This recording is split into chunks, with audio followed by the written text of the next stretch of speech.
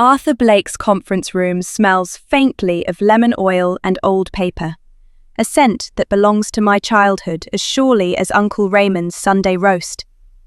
I sit very straight in a black funeral dress that still holds the creases from 3 days ago, the hem scratching at my knees, the fabric a stubborn memory of grief.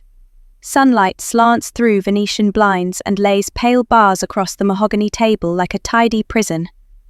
Arthur adjusts his wire-rimmed glasses and clears his throat with the practiced gentleness of a man who has shepherded too many families through the valley after a death. As the sole beneficiary of Raymond Mercer's estate, he begins, voice careful, you inherit approximately 1.8 million in liquid assets, a majority stake in Mercer Living and Decor, current valuation 14.9 million, and the Mercer Craftsman estate, conservatively appraised at 2.2 million. Numbers, clean and brutal, march across the table toward me. My mind registers them, but the ice arrives first, an Arctic sweep that numbs the place where his laugh used to live. Uncle Raymond always said someday, and someday was supposed to be the far side of a long, generous life filled with arguments over fabric dye lots and the comfort of armchairs. There are some additional personal items, Arthur continues, sliding a folder forward.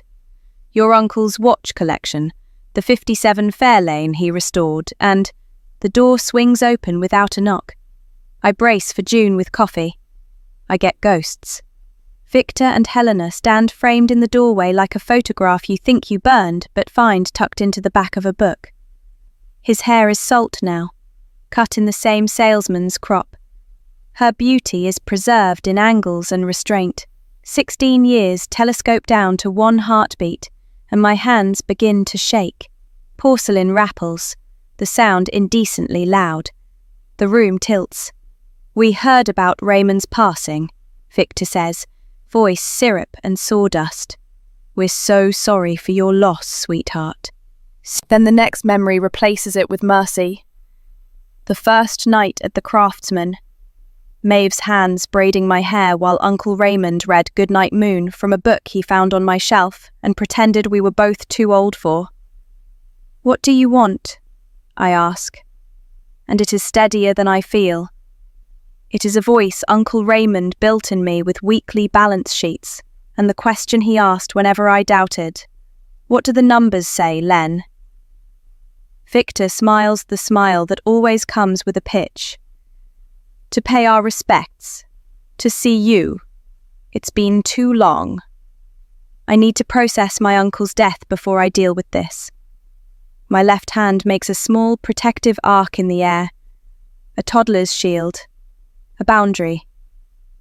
His smile doesn't move, but his eyes harden. We're family. We have every right to. A soft knock interrupts him. Maeve slips in.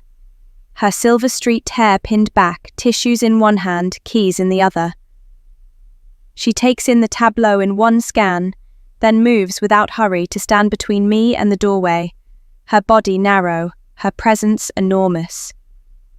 Victor's gaze skims over her and dismisses.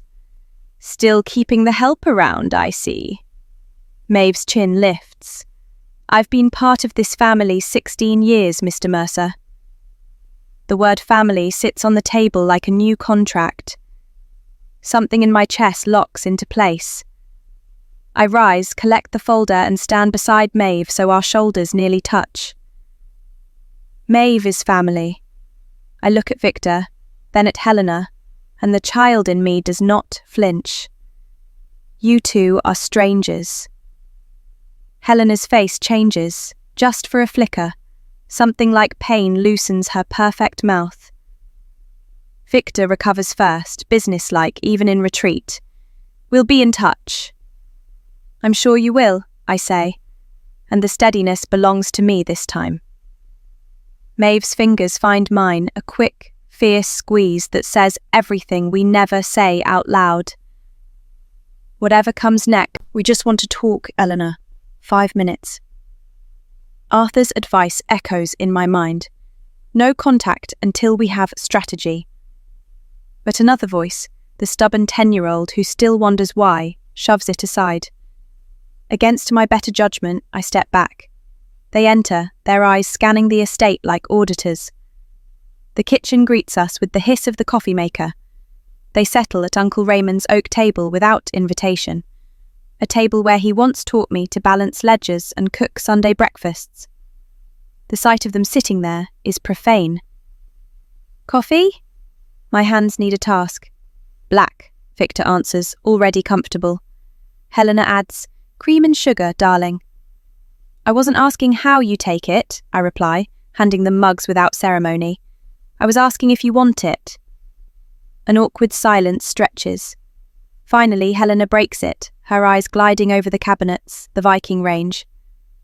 Raymond always had impeccable taste. Victor clears his throat, produces a leather portfolio, and lays it on the table. We've done our research. Mercer Living is worth nearly 15 million. His bluntness tastes of hunger. We want to understand the full picture. I don't touch the papers. Where did you get this information? Doesn't matter, he says smoothly. What matters is family transparency. But Helena interrupts with something sharper. She draws out a separate folder from her bag, sliding it across the table as though it burns. There are things you don't understand. I hesitate, then flip it open. Legal documents, stamped and yellowed. Custody transfer papers. My eyes trip over a figure in black ink. $20,000. My mouth goes dry. What is this? Her voice is soft, pleading. We were in a difficult situation. Raymond offered to take full custody of you if you sold me for $20,000. My voice cracks, but the truth is immovable. Not adoption, not guardianship. You signed me off. Douglas Hale's name enters the room like a draft when Victor says it. We've retained counsel, Douglas Hale. He knows Mercer Living inside and out. I freeze. The name is infamous. Hale, the attorney who once tried to gut Uncle Raymond's company over a supplier contract. A shark in a three-piece suit. Of course they found him. Maeve's voice from the doorway is steady steel. That's enough. She stands with her arms folded, gaze fixed on Victor like a lighthouse beam on a wreck. You've said your piece. Time to leave. Victor gives her the same dismissive look he always has. This doesn't concern the help. Maeve steps closer, her voice low but cutting. 16 years I've lived here. 16 years I raised her when you wouldn't. Don't tell me it doesn't concern me. Something in me rises, fury braided with clarity. Maeve is my family. You're the outsiders. My voice wavers but doesn't break. And if you think I'll hand over what Uncle Raymond built because you crawled back now, you've miscalculated. Victor leans forward, eyes cold. Then we'll see you in court. The kitchen swallows their departure with silence, but the echo remains. A war has begun, and for the first time, I see it clearly. Uncle Raymond foresaw this, and somewhere, in hidden files or locked drawers, he left me more than wealth. He left me weapons. Arthur Blake's office has transformed from a law practice into a war room. The mahogany table is buried under manila folders, post-it notes, and yellow legal pads marked in his sharp handwriting. I sit opposite him, my own notebook open, the pen trembling slightly between my fingers. Uncle Raymond had always said, "Preparation is survival, Eleanor. Never walk into battle without knowing the ground beneath your feet." Arthur slides a key across the polished wood. Raymond left this for me just before his last hospital stay. Safety deposit box, not to the words this time, but to the background clatter. Glasses. Laughter. That's Nolan's tavern, I realise. He cornered Uncle Raymond somewhere public. Arthur nods grimly. Raymond documented every incident. He built a record because he knew they'd come after you.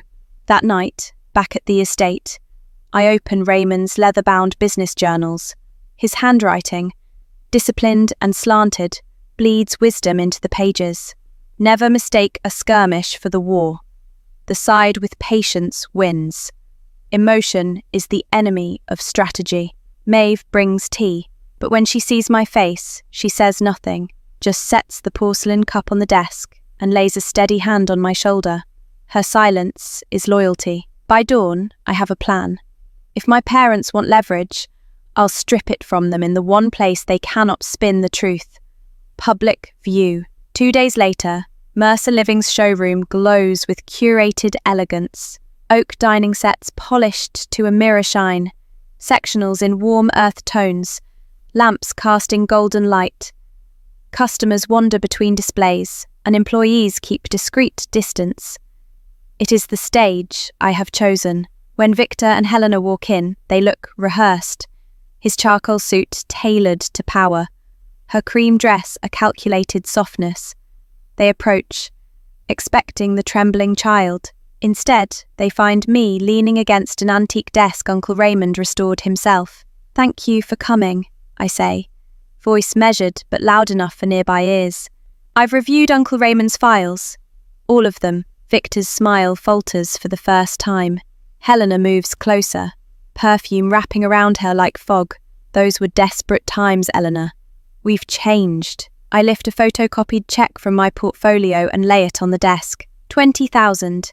That's the price you accepted to sign away your rights to me. In court, Helena's face drains of colour. Customers pause, pretending to study furniture but leaning closer. Employees edge within earshot. Victor lowers his voice, urgent, but victory tastes sharp. Too sharp. Because I know the war has only just begun. The newspaper headline slaps me across the face before I've even finished my morning coffee. Mercer heiress under scrutiny. Parents question competency. Below, a photo of me at Uncle Raymond's funeral, face pale and lips pressed tight, is paired with Victor and Helena's sympathetic smiles. The article quotes them calling for responsible stewardship of Raymond's legacy, subtly suggesting that grief has clouded my judgment. I grip the counter until my knuckles ache. They've gone public. Within hours, my phone is buzzing non-stop. Lauren Kim from the flagship store texts, "Reporters are here asking if you're prepared to lead the company. 2 customers canceled big orders. What should we say?" I don't respond right away. My throat burns with humiliation and fury. This isn't just about inheritance anymore. They're trying to strangle Mercer Living by planting doubt in every supplier, every customer, every employee. By noon, Arthur has gathered us all in his office. The conference table is covered with fresh legal filings, draft press statements, and stacks of Uncle Raymond's files. Maeve sits at my side, her fingers tight around a leather portfolio she hasn't opened yet. "They've filed for an emergency injunction," Arthur announces, his voice clipped. "Claiming undue influence, alleging your uncle wasn't of sound mind when he made you heir. They've retained Douglas Hale." The name alone chills the room. Douglas Hale, the same attorney who nearly dismantled Mercer Living in 2018 over a supplier contract dispute. He knows every weak seam in the company's structure. I force my voice steady. "What are our chances?" Arthur sighs, polishing his glasses. "We can win, but Hale is ruthless. They're not just after your inheritance, they're positioning themselves to undermine your credibility. It's psychological warfare." "Maeve, he named me as backup executor, if anything should happen to you." The words hit me like a blow. Of course he trusted her, but now it means she's a target too. I turn to Arthur, my voice sharp. "Does this put her at risk?" "Yes," he admits. "If Hale digs deep enough, he'll argue that Maeve exerted influence on Raymond. They'll paint her as manipulative household help who conspired with you." Cold fury spreads through me. Then we protect her too. This isn't just about me anymore. Maeve is family, and I won't let them drag her through the mud. For the next 2 hours, we shift our strategy. Affidavits from former employees are gathered, praising Maeve's professionalism. Store managers prepare testimony about my leadership. Doctors who treated Uncle Raymond confirm his sharp mind until the end. By evening, the table is a fortress of documents. Witness statements, medical evaluations, financial audits. Arthur reviews the checklist, his tone calmer now. We're as ready as we can be. But readiness feels fragile. My phone buzzes. Maeve, they drove past the estate again. 3rd time today. I close my eyes, inhale, and let Uncle Raymond's journal entries steady me. Never let them dictate the pace. Control the board. Patience is power. I exhale slowly. The skirmishes are over. The real war begins in court. The courthouse hums with whispers, the kind that rise whenever wealth and scandal collide. I sit rigidly at our table, black blazer buttoned like armour, Uncle Raymond's old watch ticking steady on my wrist. To my left, Arthur arranges papers with surgical precision. To my right, Maeve grips her handkerchief so tightly the embroidery puckers. Across the aisle, Victor and Helena sit flanked by Douglas Hale, the shark who knows Mercer Living's every vulnerability. All rise! The bailiff's voice slices through the chatter. But I force my face neutral, exactly as Arthur drilled me. When Arthur stands, the air shifts. He begins not with numbers, but with history. Your Honour, I have represented Raymond Mercer for 30 years. His will has remained substantially unchanged since Elena was 12, 2 years after her parents abandoned her. The word abandoned lands like a thunderclap. Murmurs ripple through the gallery. Arthur slides forward notarized documents. The custody agreement where Victor and Helena accepted $20,000 to relinquish their rights. Since then, Arthur continues, they had no meaningful contact until 3 days after Raymond's funeral, when they suddenly appeared. That timing is not grief, it is strategy. Judge Harrington studies the papers, her brows arching. Mr. Hale, were you aware of this custody relinquishment? Douglas Hale hesitates before smoothing his tie. My clients admit past mistakes. People change. Arthur is merciless. He produces transcripts of threatening voicemails, photographs of Victor lurking outside company property, and the restraining order granted in 2021. Raymond documented every attempt at extortion because he feared this day would come. Here is his brother's own voice, recorded 14 months ago. The clerk presses play. Victor's voice fills the courtroom. Ray, what's 50 grand to you? If you don't help, I'll cause problems for that precious business. And Elena doesn't need to know. Gasps ripple. Helena presses trembling fingers to her lips. Victor stares ahead, jaw set, face flushed. Then Maeve takes the stand. Her hands tremble, but her voice does not. I cared for Mr. Mercer's household for 16 years. He was sharp until the end, still running the business, still reviewing financials every week with Elena. He loved her like his own daughter. They had dinner together every Sunday. Store managers follow, each describing Raymond's clarity and pride in my leadership, a faint smile ghosting his lips. Maeve's hand finds mine under the table, her grip fierce and damp. Relief surges through me, warm and overwhelming. Across the aisle, Victor sputters, but Hale pulls him back, his polished confidence now cracked. As we leave the courtroom into blinding sunlight, employees waiting on the steps break into applause.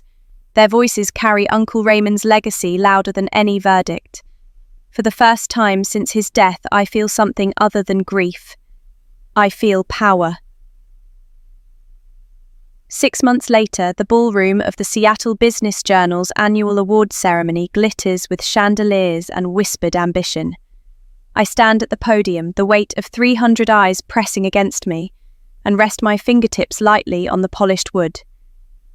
Uncle Raymond's watch ticks on my wrist, a quiet metronome of courage. Beside me on the stage, the Crystal Award for Community Leadership catches the light. His legacy, now mine, carved into glass. Mercer Living and Decor was built on a simple principle, I begin, my voice carrying steady where once it would have trembled.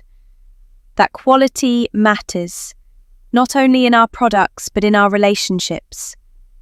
In the front row, Arthur Blake inclines his head, approval subtle behind his glasses. Beside him, Maeve Johnson beams, her silver-streaked hair gleaming under the stage lights. The woman who once shielded me in a lawyer's office now sits as the program director of the Raymond Mercer Foundation, a non-profit we launched to support children and young adults betrayed by family. The applause that follows her introduction is louder than anything I receive. I continue, weaving Raymond's lessons into my speech. Integrity in business mirrors integrity in life. When we open our Tacoma location next month, we bring not just furniture, but trust. Because trust is the only thing that outlives us. The room listens, rapt. 6 months ago, headlines questioned my capacity to lead. Tonight, the same papers cover me as an emerging figure in #Meta.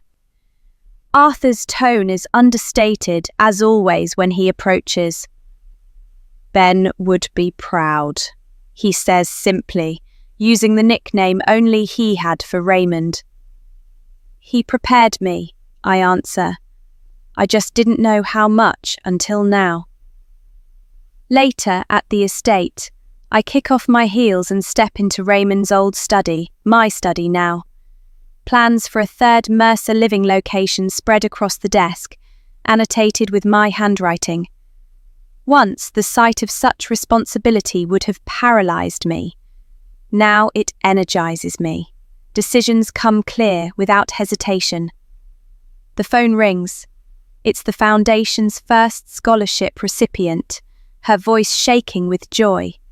She's just completed her business degree, the one our grant made possible. Thank you, she says. You gave me back my future. I smile into the quiet. Uncle Raymond taught me that love is a choice we make every day.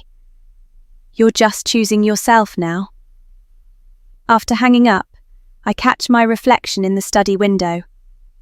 The abandoned child is still there, but she no longer dictates my life. She informs my compassion, sharpens my instincts, but she no longer holds the reins. Outside, the garden Maeve tends releases the evening scent of lilacs through the open window.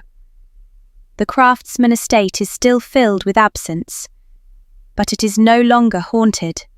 It is alive, rooted in loyalty freely chosen, not bound by blood. I rest my palm on the desk, feeling the grain of the wood Uncle Raymond once leaned on as he planned his own expansions. I won the battle, Uncle, I whisper into the dusk. But the war you prepared me for is bigger, and I'm ready. Tomorrow brings board meetings, press interviews, and construction deadlines. But tonight, I stand in this quiet room knowing the truth at last. Family is not who leaves you. Family is who stays.